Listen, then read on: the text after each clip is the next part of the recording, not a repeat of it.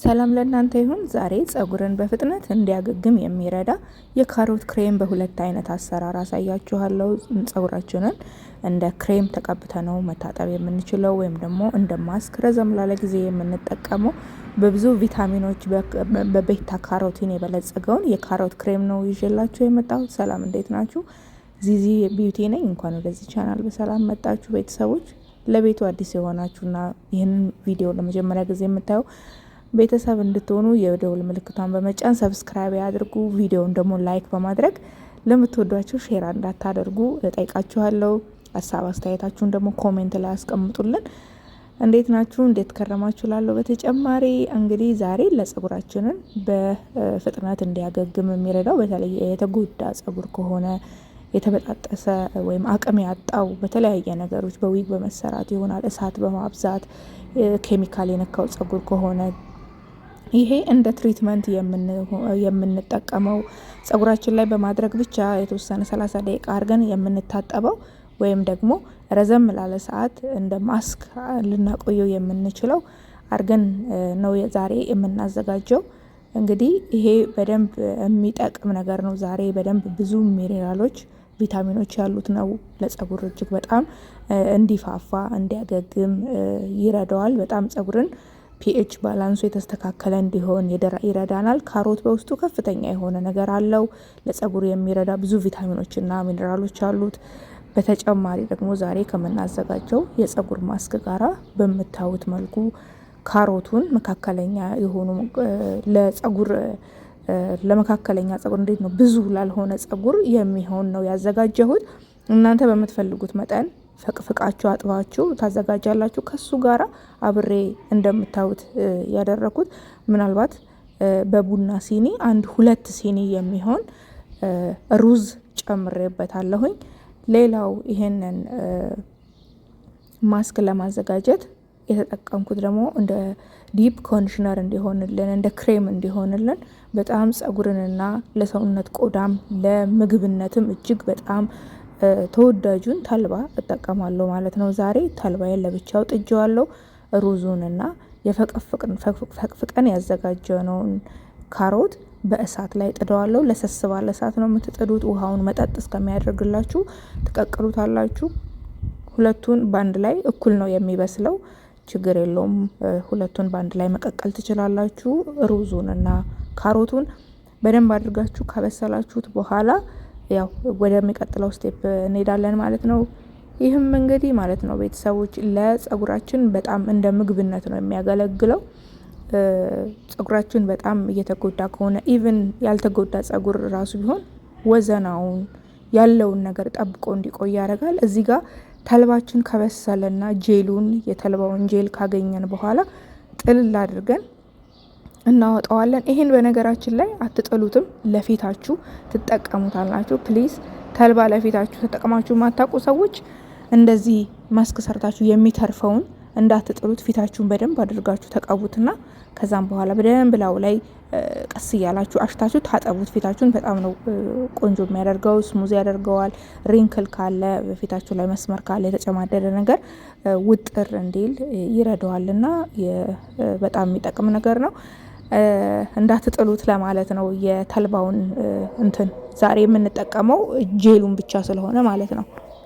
ተጨማሪም በምታዩት መልኩ 1 ሙዝ በሰል ያለ ሙዝ እጨምራለሁ። ሙዝ የፀጉራችን የመሳሳብ መጠኑ እንዲጨምር ወዘናው ያማረ እንዲሆን በጣም የሚረዳው ነገር ነውና ሙዝ ለፀጉርም በጣም ቆንጆ ነው። ስለዚህ ዛሬ እንደ ዲፕ ኮንዲሽነርም ከፈለግን እንደ ክሬምም ወይም ደግሞ ሌሎች ነገሮች አድርገንም ደግሞ እንደ ማስክ ልናደርገው የምንችለው ነው እየሰራን ያለ ነው ብያችኋለሁ። እናንተ ሙዙን 2 ሙዝ መጨመር ትችላላችሁ፣ 1 ሙዝ መጨመር ትችላላችሁ፣ አለዛም ደግሞ አለመጨመር ትችላላችሁ። ሩዙና ካሮቱ በቂ ነው።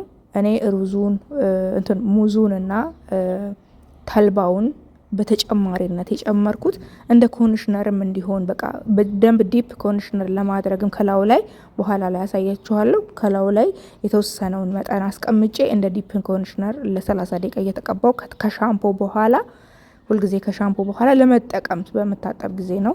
እና ይሄን ነገር ደግሞ አዘጋጅታችሁት መቀመጥ ይችላል ማለት ነው። ማስቀመጥ ትችላላችሁ ፍሪጅ ውስጥ ለሁለቴ ከዛ በላይ መጠቀም ትችላላችሁ ማለት ነው። እንግዲህ እንደዚህ በሚያምር መልኩ ከፈጨነው በኋላ ምንም አይነት የሚጣል ነገር የለውም። በምታዩት መልኩ ልስልስ ብሎ ስሙዝ ሆኖልናል። ይሄንን እንደ ቅቤ በቃ ጭንቅላታችሁ ላይ መቀባት ነው። እንግዲህ እዚህ ጋር በምታዩት መልኩ 2 ቦታ ቀንሸዋለሁኝ።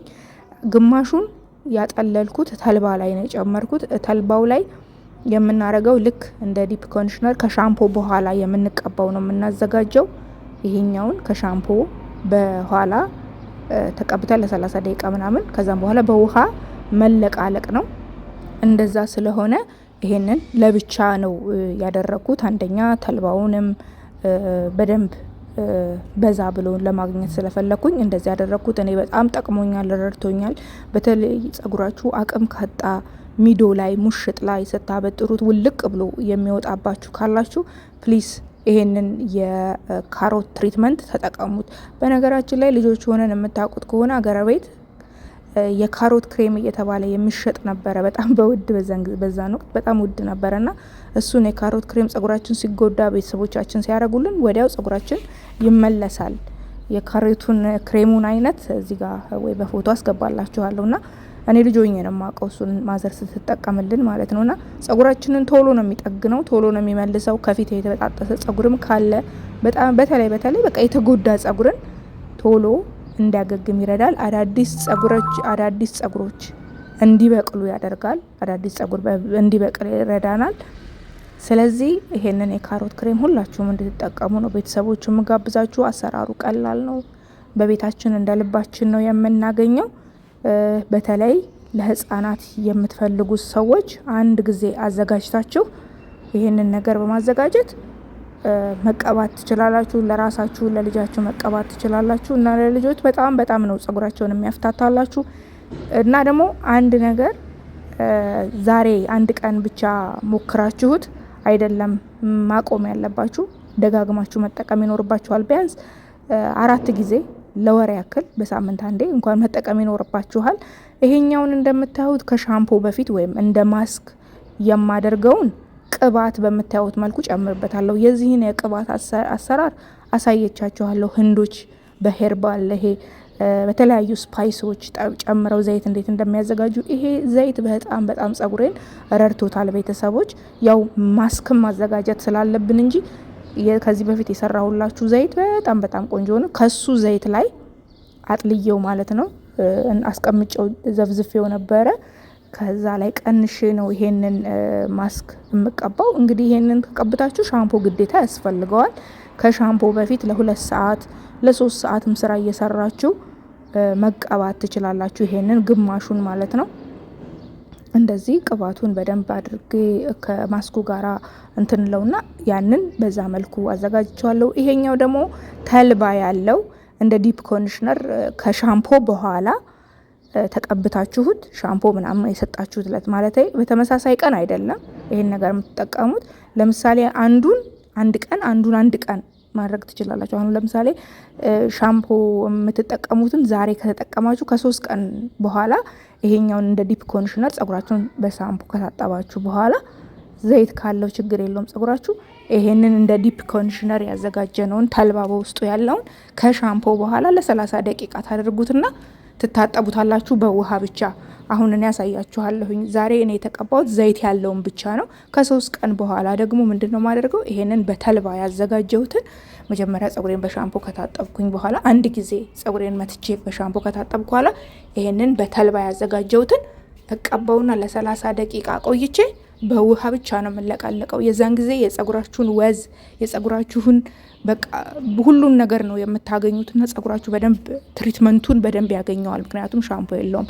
ለዛም እንዲረዳኝ እንደዚህ ክዳን ባለው እቃ ክዳን ለመከደንና መቀመጥ የሚችል ተከድኖ መቀመጥ የሚችል ፍሪጅ ውስጥ ስለምናደርገው ክዳን ባለው እቃ እንደዚህ አድርጌ አስቀምጠዋለሁ። ይሄንን እንዳልኳችሁ ከሻምፖ በኋላ ተቀብቼ በውሃ ብቻ የምለቀለቀው ነው።